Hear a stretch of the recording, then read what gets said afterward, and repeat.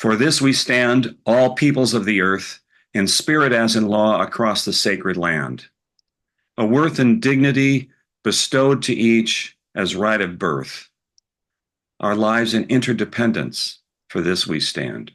Now, the words that Jim Scott wrote, in spirit as in law, are the crux of the first verse. The Civil Rights Act of 1964 ended legal or de jure segregation and discrimination in law, but not as a matter of spirit. We can't legislate or control what people feel in their hearts. That requires spiritual and cultural change. To recognize that all people are created equal as a right of birth and that we're depending upon each other, we're all in this together, is an ongoing battle. A battle that last week saw a major setback due to a presidential executive order claiming that the Biden administration forced illegal and immoral discrimination programs going by the name Diversity, Equity, and Inclusion, DEI, into virtually all aspects of the federal government in areas ranging from airline safety to the military. Nearly every federal agency and entity submitted equity action plans, in quotes, to detail the ways that they have furthered DEI's infiltration of the federal government. Oh, that sounds dangerous. The public release of these plans demonstrated immense public waste and shameful discrimination. That ends today.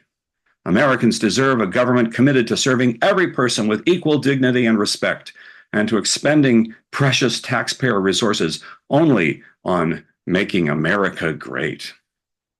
The executive order further states that all federal departments have to fire any DEI or environmental justice officers and end all equity action plans, initiatives, or programs, grants, or contracts, and all DEI performance requirements for federal employees have to be ended. And this is an interesting little twist. They need to provide a list within 60 days of all federal contractors who provided DEI training materials to department employees and so forth.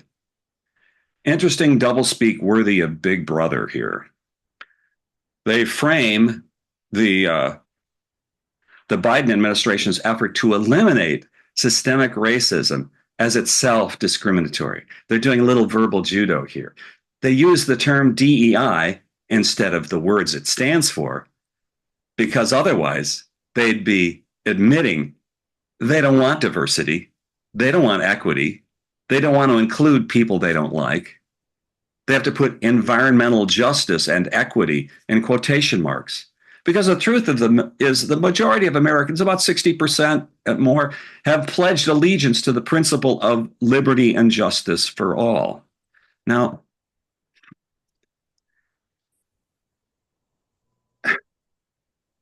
you know, church isn't the place for politics, and this isn't politics. This is a moral issue.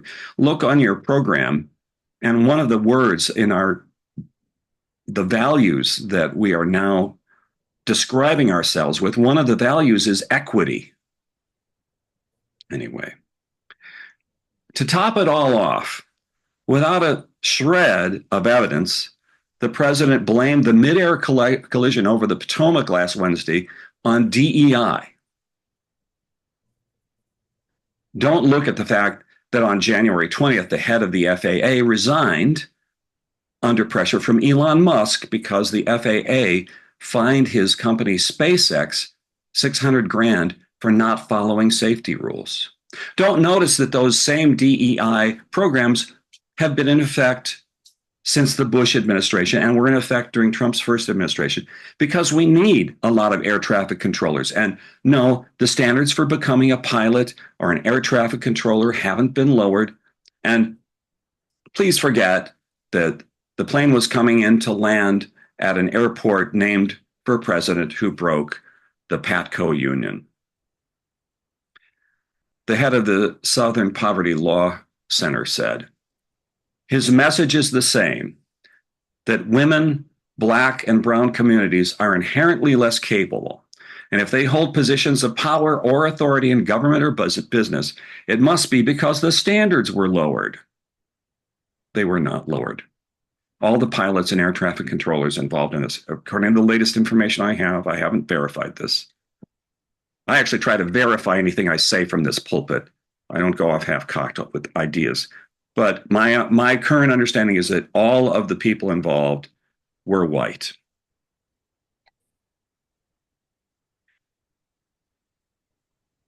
So how did we get here? Now, it's so easy for us to be self-righteous and simply label this pushback against diversity, equity, and inclusion as the work of racist white supremacists. So easy and so counterproductive. As I said in my sermon last November before the election, we have to re-examine our strategy and tactics when they're not working to achieve the ends we're trying to achieve. Overcoming the effects of centuries of intergroup hatred and injustice is very tricky business. It's prone to contradictions and conundrums. It can drift into the area of reverse discrimination. But when the Civil Rights Act passed in 1964, by a comfortable majority in both the House and the Senate, by the way, after 72 days of filibuster by mostly Democratic Southern senators, Hubert Humphrey, then in the Senate, said it could not lead to racial quotas or reverse discrimination. And any law that would allow a racial or gender preference, even if it's meant to help a historically disadvantaged group, would be struck down by the Supreme Court under the Equal Protection Clause. Now, there's a telling case here.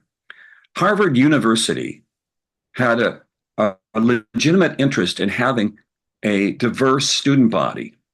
So as part of their admissions process, they considered multiple social factors in addition to SAT test scores.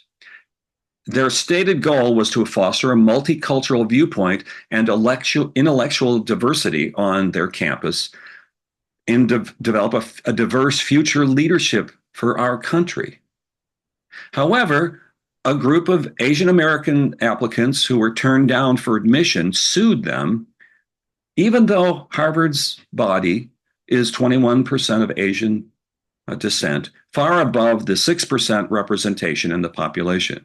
Now, for 9 years, this case went through all the courts of appeal, which all found in favor of Harvard, until it hit the Supreme Court, which ruled against Harvard in a 6-3 vote. Actually, 6-2 because Ketanji Brown Jackson, who was on the board of Harvard, recused herself, as she ought to do.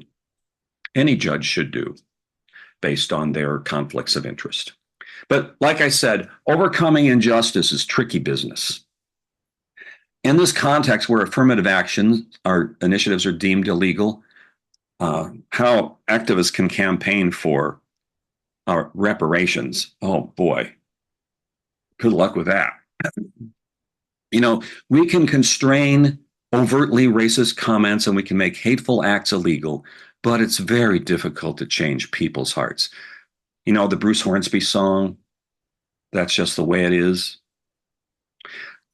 Clumsy efforts to do so, to change people's hearts, wind up backfiring more often than not. Calling your employees away from their jobs to sit in the room for anti-racism and gender awareness training for a few hours has sometimes led to more conflict in the workplace, breeding resentment among those who feel they're being unfairly labeled as racists, homophobes, and sexists. Trump exploited that resentment politically, and it helped him get elected. And now he and his team are using executive orders to turn back the clock with the zeal of Joe McCarthy hunting for communists in the State Department in the 1950s. Even though they won the popular vote by only 1.5%, they're going to stretch their power to the limits. Another symptom of this turnaround is how the meaning of the word woke has been twisted. What does woke mean? What it really means is to be awake to systematic historical injustices in American society and to be willing to do something to correct them. Now, the right has redefined woke to mean annoying, self-righteous liberals trying to force our opinions on society, making it a pejorative term. Well, woke, to be awake. I guess they'd rather stay asleep and ignore the rot in our society. Shut their eyes to the ways America has fallen short of our ideals of a land of equal opportunity and freedom from want, fear, and intolerance.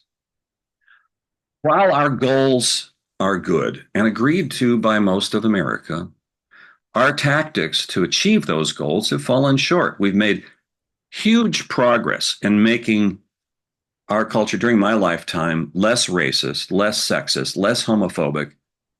And then part of our problem is that many liberals are reluctant to celebrate how far we've come and acknowledge that progress and just say, it's been great, and we just have a little farther to go.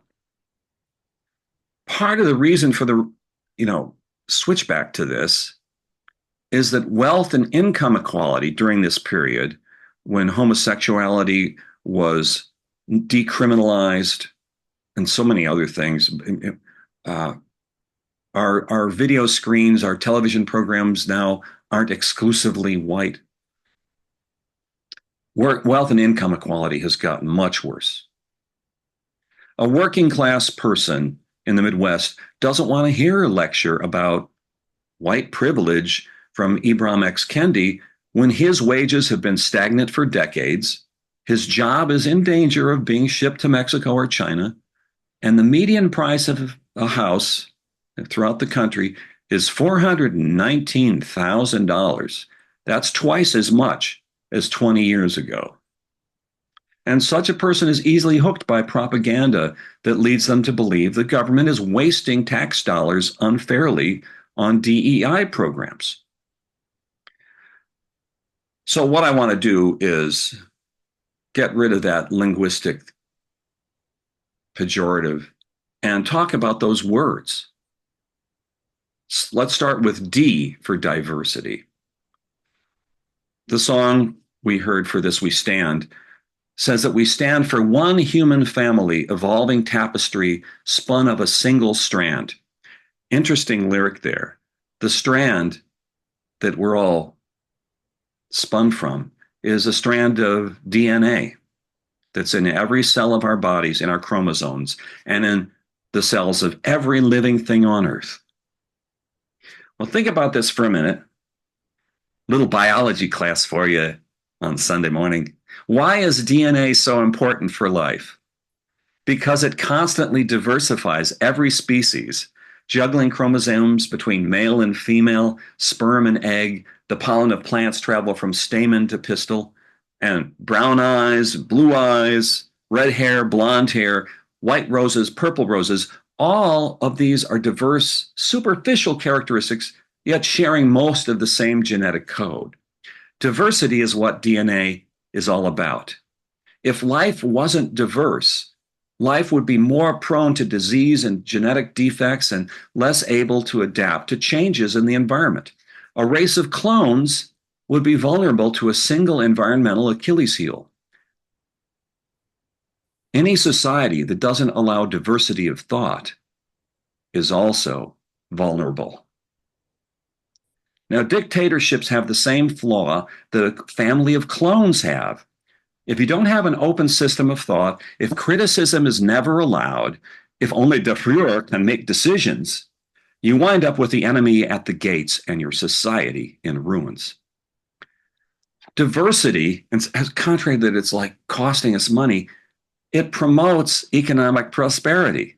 Businesses that have more women in the workforce financially outperform those without female viewpoints and energy. And I put for you in the sanctuary, I put some footnotes there if you want to do some more study on this.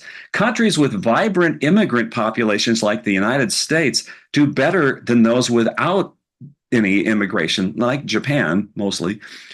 We need to make the case that diversity isn't something you should be defensive about, but something that's in our advantage.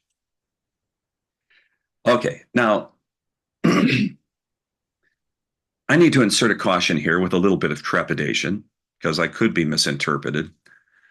It's that kind of environment where people's hackles are up, and if you're not on our side, you're against us.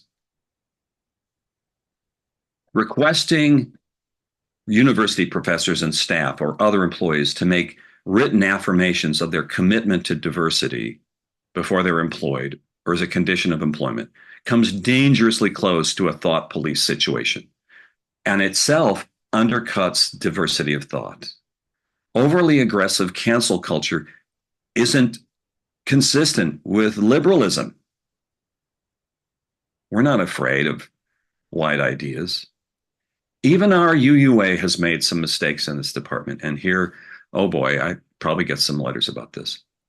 A fellowshipped UU minister wrote a little pamphlet criticizing our national Boston office as paying too much attention to social justice and not enough to the nuts and bolts of promoting our religion. And he said a lot of stuff. Anyway, they attacked him in a way that I think was reactionary and unfair. I disagree with a lot of things he wrote, but to shut out all criticism without considering, hey, maybe they have a point here and there, is a bad precedent. Right now, we're facing an administration in the White House that brooks no dissent and requires allegiance to the fiction that the 2020 election was stolen. And liberals should not emulate them, even though it seems like we're in this battle for our lives. Let's move on to the E in DEI, equity. Equity simply means fairness and justice. Who in the world is against fairness? What's wrong with giving everybody a fair shake? Turns out bullies are against fairness. Criminals are against justice. If we're not devoted to justice and equity, in other words, fairness, we're prone to factions fighting against each other instead of being productive. We have warfare instead of cooperation, constant revolutions and counter-revolutions instead of democratic elections. Equity is more efficient than groups constantly working to oppress the other group. Equity gets everyone pulling in the same direction instead of living in a tug of war. Economic fairness is the distribution of goods, services, and capital. That's essential to a healthy economy. Now, fairness doesn't mean that everybody gets the same things. It's not to each according to his need and from whom according to their abilities. It means that extremes of wealth and power are eliminated so that nobody has monopoly power over land, water, or energy. And it's not impossible for average people to rise into the middle class and beyond. Doesn't guarantee that they will. This kind of equity has declined badly since the 1970s. Workers at every level are more productive than we used to be, yet most of a huge increase in gross national product due to digital and other technologies has been rewarded into fewer and fewer hands, while the average person has seen smaller gains from this premium. Equity doesn't mean equality of outcome. There will always be difference in what people want to do, what interests and abilities they have, and the environments they prefer to live in. Vive la différence. You know, the University of Iowa DEI framework says that equity is different from equality, and that equality implies treating everyone as if their experiences are exactly the same, and they're not. Diversity, equity, and inclusion programs are trying to lift up people who had a different experience that deprived them of real estate gains, that deprived them of the fruits of their own labor, so on and so forth. Well, we're getting late here. The last letter in DEI stands for inclusion. Inclusion means we don't shut people out. We include people in decisions that affect their lives. Inclusion is a natural consequence of fairness. Now, hierarchies are afraid of inclusion for some reason, but they shouldn't be. Over the history of America, we have progressively included more people in the democratic process. To vastly oversimplify things, voting in the 1780 was mostly the privilege of only white male property owners. Gradually, they removed the property requirement, so all white men could vote. Amendments to the Constitution in 1870 gave black men, and in 1920, all women got voting rights, although in the South, Jim Crow laws effectively disenfranchised blacks in the South. In our lifetime, in 1971, we lowered the voting age from 21 to 18. Now, at each one of those steps, people predicted disasters that never came. Extending democratic rights to wide sections of society leads to better decisions overall. You have more input. And yet, some still want to make it harder for people they disagree with to vote. Little fact. The most documented voter fraud is from people who are wealthy enough to own homes in different states to vote in 2 elections. And that's not widespread. Inclusion also benefits industry and other organizations. CEOs who never walk their factory floor, who are isolated from customer complaints about their products, they slowly drive their companies into the ground. Management by walking around is a much better tactic than staying isolated in your corner office. I've seen this in corporate life. Including the wisdom of the past, as well as heeding the fads of the moment, is also important. And that's one of the reasons we revere the past, but trust the dawning future more. Okay, to conclude, we can't let retrograde ideology disparage diversity, equity, and inclusion. Likewise, liberals can't discount criticism about how some DEI initiatives have been implemented without falling into the same ideological trap of extremism that the conservatives have. A few years ago, the moral panic the right is experiencing today about DEI, a couple years ago, the panic was about critical race theory, which was distorted into something it wasn't. And I'd like to give the last word to this woman who is an expert in that, courtesy of, I guess it's CNN and the John Oliver Show. Critical race theory just says, let's pay attention to what has happened in this country and how what has happened in this country is continuing to create differential outcomes so we can become that country that we say we are. So critical race theory is not anti-patriotic. In fact, it is more patriotic than those who are opposed to it, because we believe in the 13th and the 14th and the 15th Amendment. We believe in the promises of equality, and we know we can't get there if we can't confront and talk honestly about inequality. All is not lost. It's just tricky. And I think over the next 4 years, the whole society is going to become aware of this conundrum. And if we are foxy and aware, we will come out the other side of this just fine.